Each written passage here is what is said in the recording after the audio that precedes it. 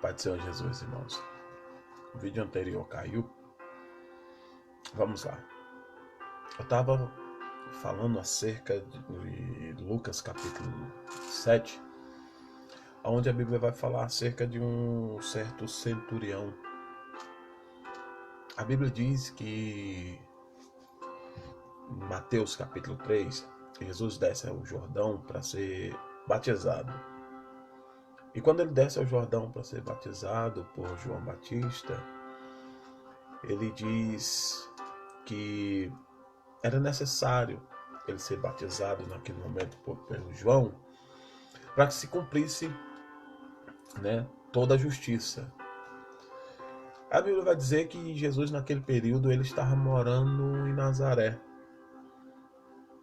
A Bíblia diz que depois que João é preso, no capítulo 4 de Mateus, Jesus sai de Nazaré e passa a morar em Cafarnaum. E o ministério do Senhor começa a desenvolver, começa a ser anunciado. A Bíblia vai dizer que Jesus, morando em Cafarnaum, ele passa agora a pregar e o maior sermão,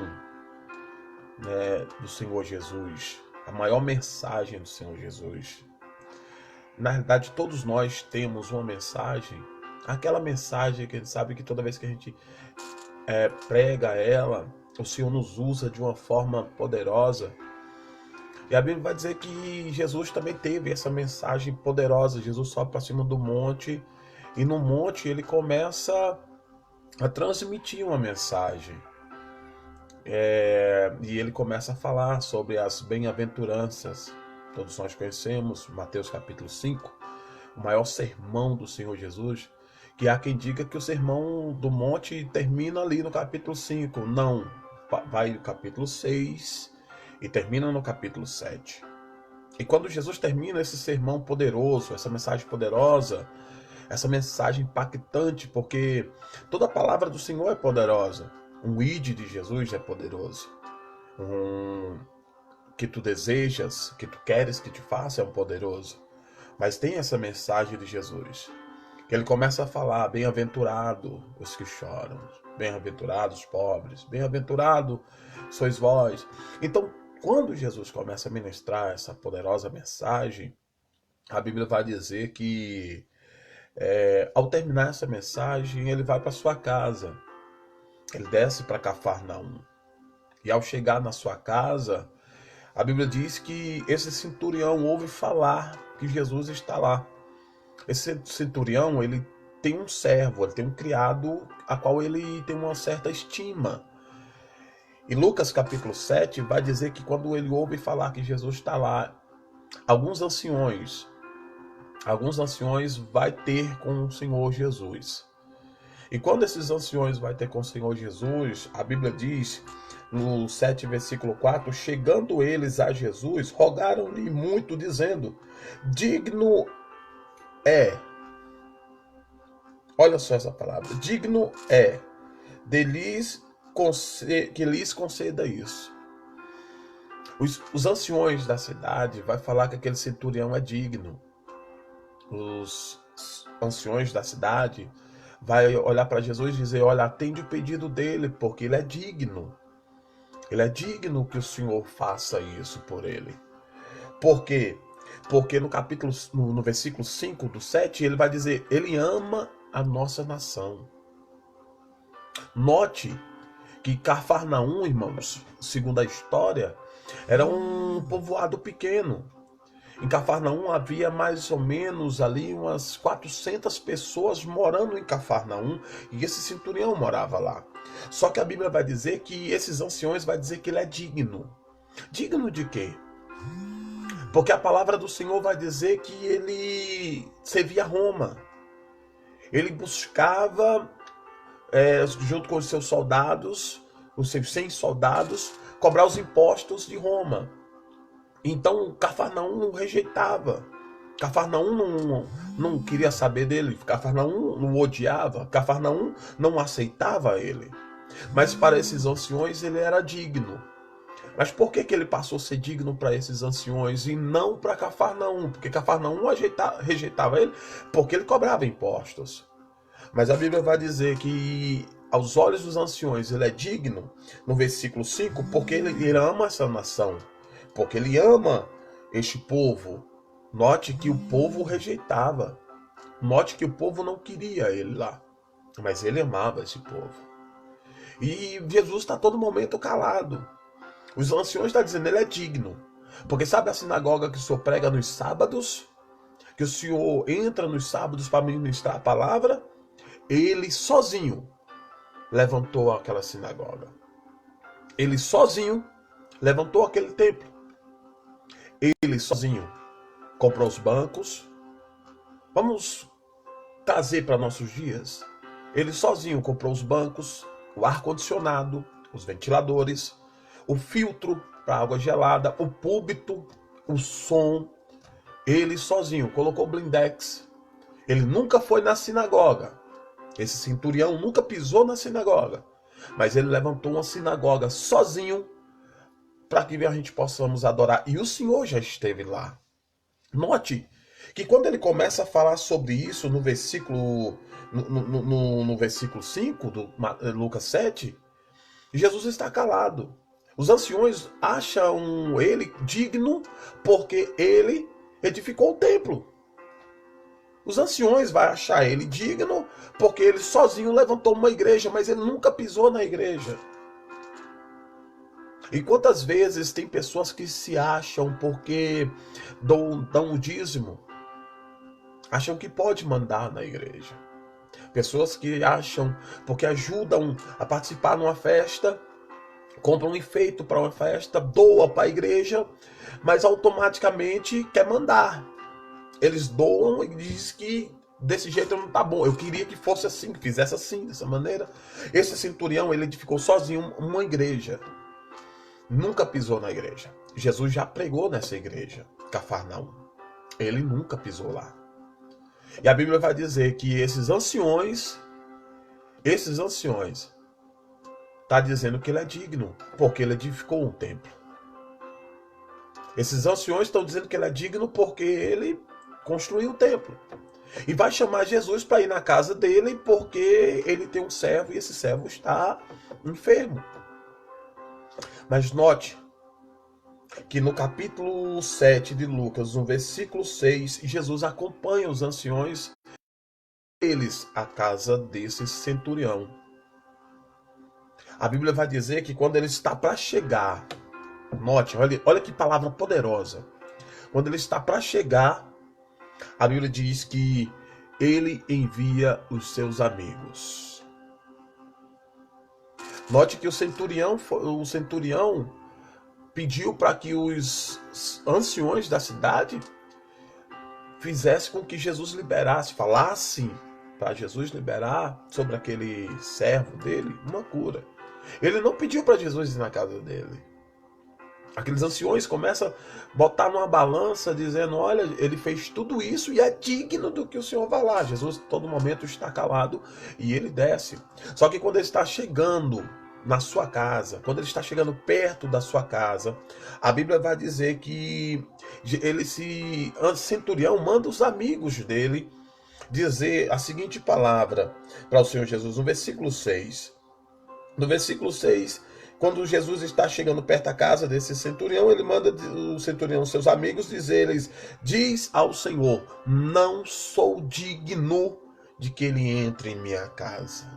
Oh, glória! Enquanto os anciões estavam dizendo que ele é digno porque ele edificou um templo, enquanto os anciões estavam dizendo que ele era digno porque ele fez para o Senhor, enquanto os anciões estavam dizendo que ele é digno porque ele ama a nossa nação, a gente não ama ele, mas mesmo assim ele edificou um templo, mesmo assim ele abriu uma igreja para nós cultuarmos, e o Senhor já pregou na sinagoga, e quando eles estão chantageando o Senhor para que o Senhor desça e vá com ele à casa do centurião, a Bíblia vai dizer que quando eles estão chegando e ele vê, ele manda os amigos, olha que coisa, ele manda os amigos e dizer a Jesus, eu não sou digno de que o Senhor entre na minha casa. Eu não sou digno, porque eu não sei o que eles falaram para o Senhor. A única coisa que eu pedi foi que o Senhor liberasse uma palavra sobre o meu servo. Eu não sei o que os anciões mandou falar para o Senhor, mas eu estou mandando os meus amigos me representarem e dizer: eu não sou digno que o Senhor entre na minha casa, portanto não entre na minha casa. Não vá na minha casa. Eu não sou digno de receber o Senhor, porque até então eu não fui atrás do Senhor. Eu não fui procurar o Senhor. Eu não fui aonde o Senhor estava, porque eu não me acho digno de ter contigo. Eu só quero, Senhor, que o Senhor libere uma palavra. Oh, glória a Deus. Libere uma palavra e meu servo ficará são. Jesus olha para aqueles amigos, olha para o centurião, olha para os anciões, olha para os que estão perto dele e diz: eu nunca achei. Eu nunca vi alguém com tanta fé. Calabra sub cantaramanássia.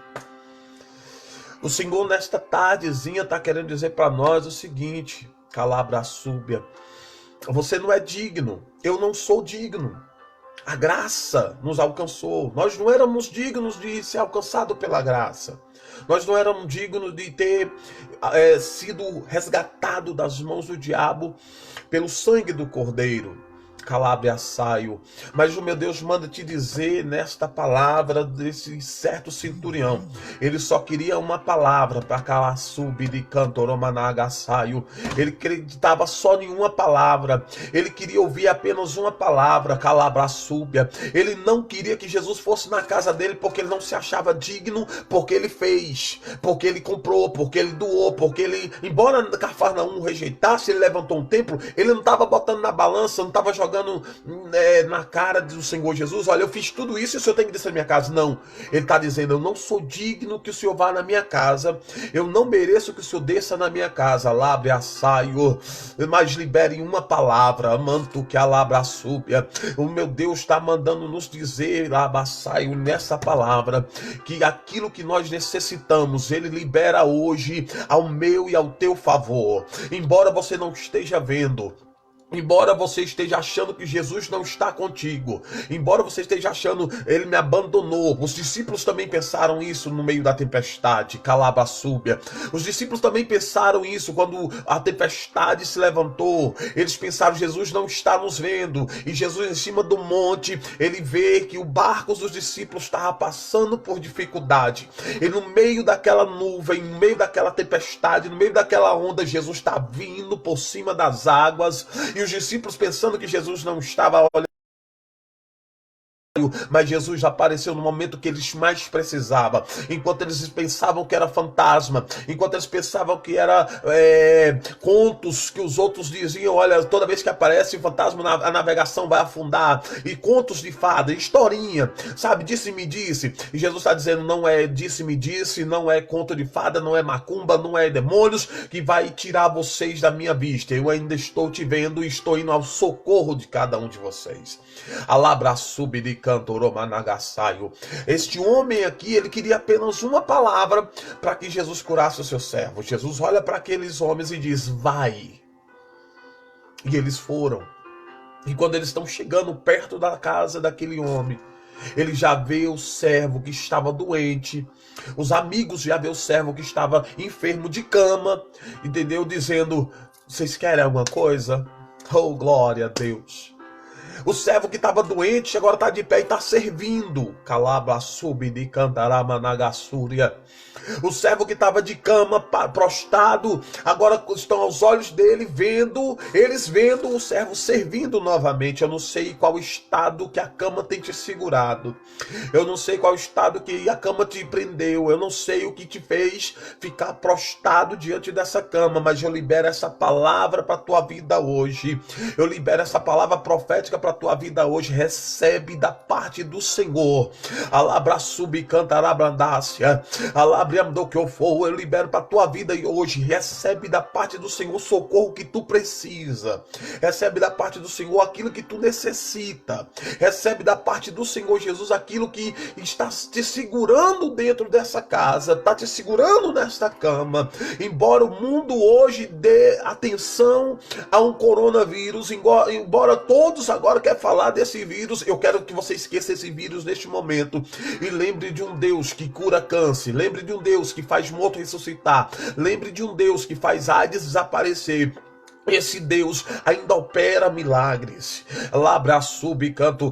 Hebreus vai dizer que ele continua sendo o mesmo hoje e ontem, será eternamente. Se você precisa de uma palavra, eu te libero essa palavra nesta tarde, já começo de noite. Eu te libero essa palavra. E a minha palavra para você é: levanta desta cama, sai dessa situação, volte, calabra subcanto, a exercer a função que você exercia antes. Se você pregava, volte a pregar. Mas já não pregando como pregava antes, prega agora com mais força, prega agora com mais vigor. Se você cantava e alguém tentou desanimar você para você não cantar mais, eu quero que você pregue, mas pregue mesmo com força, com mais vigor, com mais ousadia, porque não vai ser uma palavra de alguém que vai te parar, mas a palavra de Jesus que vai te edificar. Calabria, subcanto, romanagassúria.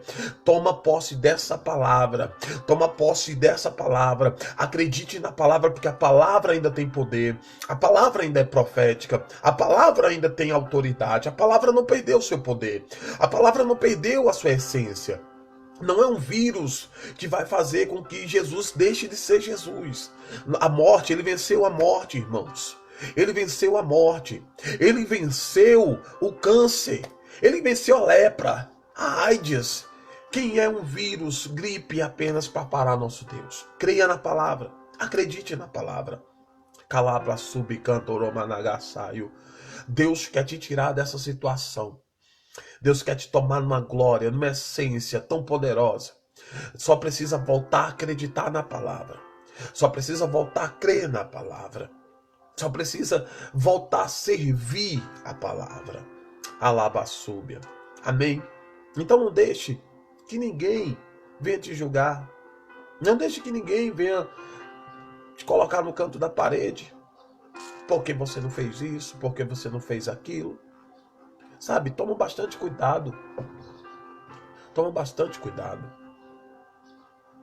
Deixa eu te contar uma história. Um certo amigo meu, ele teve um câncer no osso, na junta do osso no ombro. Sabe o que é isso? Câncer no osso não se cura. Tem que amputar. E ele estava pregando na cidade ocidental numa vigília, e eu estava lá com ele. E ele pregando a palavra, ele estava... Começou a contar que quando ele descobriu aquele câncer no ombro, tentaram desanimá-lo, dizendo que teria que amputar o braço, teria que cortar o braço. E ele, em momento nenhum, ficou desanimado. E aí tentou, por várias vezes, ir para a mesa de cirurgia e não deu certo. Voltava para casa. Quando foram chamados a primeira vez, os médicos entrou de greve. Passou o período, chamam ele novamente, começa a fazer aquela bateria de exame. Quando vai levar para a mesa de cirurgia, sabe o que acontece? Os seguranças entraram de greve. Ele volta para casa novamente, ele diz: sabe uma coisa, eu não vou mais me preocupar com isso, eu vou fazer a obra e seja feita a vontade de Deus. E ele tinha um câncer no osso, não tem cura. Labra súbia. E aí ele vai dizer que passou um tempo, acabou as greves dos seguranças, né? E voltou tudo à normalidade. O Hospital Sara chama ele para participar. O hospital chama ele para poder tratar desse câncer. E ele fica no Hospital Sara, já um pouco mais calmo, tranquilo, acreditando na vontade de Deus. Colocam ele na mesa de cirurgia. E quando ele está na mesa de cirurgia, começaram a fazer a cirurgia e acertaram uma veia que passa e vai direto ao coração. E ele morreu. Ele morre na mesa de cirurgia. Ele diz que ele saiu do corpo dele, viu os médicos conversando, e naquele momento os médicos conversando falaram: poxa, nós trouxemos um homem aqui, e qual vai ser a notícia que nós vamos dar? Nós matamos um homem. O que vamos falar para a família? E ele via os médicos conversando. Só que quando ele olhou para o lado, ele viu uma mão. E ele viu um vulto de preto. E por trás dele chegava alguém e colocava a mão no seu ombro. E ele disse que sentiu que ali era o Senhor. E esses dois, a mão e o vulto, começam a batalhar. Espada daqui, espada dali, espada daqui, espada dali. E a mão começa a perder. E aí a voz fala com ele: ajude. E ele diz: como? Como que eu vou ajudar? Jesus olha para ele e diz assim: eu te trouxe aqui porque você precisa liberar um perdão para uma pessoa. Lave, assube, canto. Ele diz: Senhor, tu me conheces. E tu sabes que eu não tenho mágoa no meu coração. Tu me conheces e sabe que eu não tenho ódio de ninguém. Se o anjo vai perder para esse ser, então se precisa de um perdão, eu libero o perdão. Eu não tenho mágoa. Jesus disse: então posso mandar entrar? E aí ele disse: pode, mande entrar. Porque o anjo está perdendo, eu estou preocupado com o anjo. Quando aquele ser entra na sala, ele abaixa a cabeça e diz: eu não consigo liberar perdão. Eu não consigo liberar perdão. Jesus disse: eu te trouxe aqui exatamente por causa disso. Porque se você morresse hoje, com essa mágoa no teu coração, você não entraria no reino dos céus. Ele volta à vida. Os médicos já pensando que tinha morrido, ele volta, o coração volta a bater. E quando os médicos vão abrir para continuar a cirurgia, o câncer desapareceu. O câncer sumiu do osso, irmãos. O câncer desapareceu. Ele volta. E eu, como amigo e curioso, eu fui me perguntar: Pastor Daniel, quem era essa pessoa? Eu sou curioso, eu fiquei curioso em querer saber quem era a pessoa que entrou, que ele não conseguia liberar perdão, que ele abaixou a cabeça.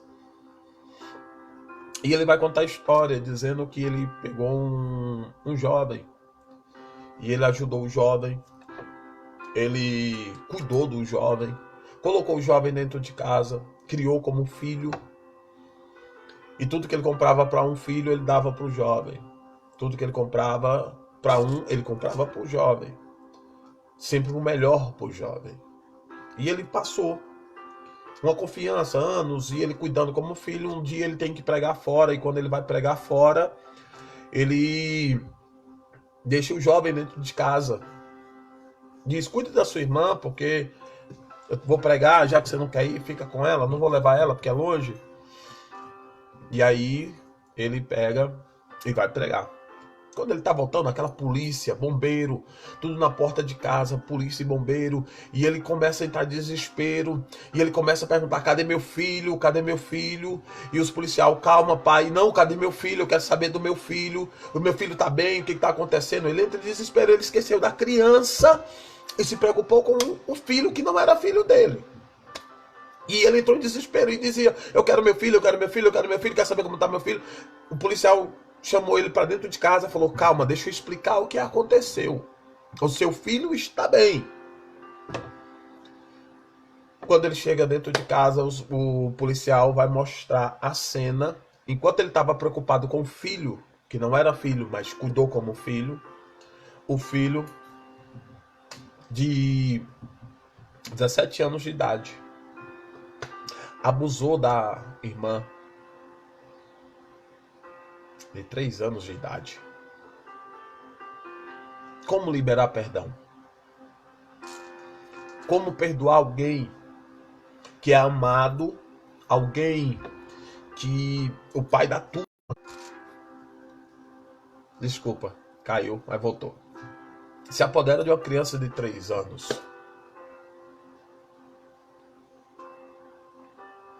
Você conseguiria liberar perdão? Alguém que você pegou para cuidar como filho, e de repente essa pessoa que você dá todo amor, dá carinho, abusa de um ser mais frágil. Você conseguiria liberar perdão? E aí Jesus leva ele para uma mesa de cirurgia para poder dizer: eu te trouxe aqui para poder liberar perdão, porque senão você não vai entrar no reino do céu, você não vai entrar no meu reino, você não vai entrar. E quantas pessoas estão presas a um sentimento e não conseguem liberar um perdão?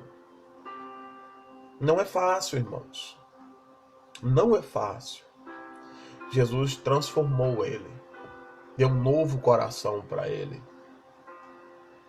Aquela pessoa de muitos anos atrás, que ele já tinha esquecido, Deus teve que levar ele a uma mesa de cirurgia com câncer no osso para poder liberar um perdão. É verdade. Desculpa, tá caindo. Tá caindo. Desculpa. A gente não vai entrar no céu se a gente não perdoar. Ainda que a gente faça como centurião, que a gente leu aqui ainda agora, ainda que a gente faça como centurião, que edificamos igrejas sem ajuda de ninguém. Esse centurião edificou uma sinagoga e ele não pediu ajuda para ninguém, e o povo não gostava dele. Ele, como diz o texto, Lucas 7, a nação, ele amava a nação, ele amava o povo, mas o povo não amava ele. Ele sozinho edificou uma igreja, ele sozinho fez um templo, ele sozinho abriu uma congregação, ele não precisou de ajuda de ninguém. Mas o povo o odiava. Que a gente não venha pesar na balança as nossas obras, achando que a gente é digno de alguma coisa. Ele mesmo diz, eu não sou digno que o Senhor entre na minha casa. Que a gente não deixe que a soberba, o ego, fale mais alto do que a gente e esqueçamos que a gente não é digno da salvação.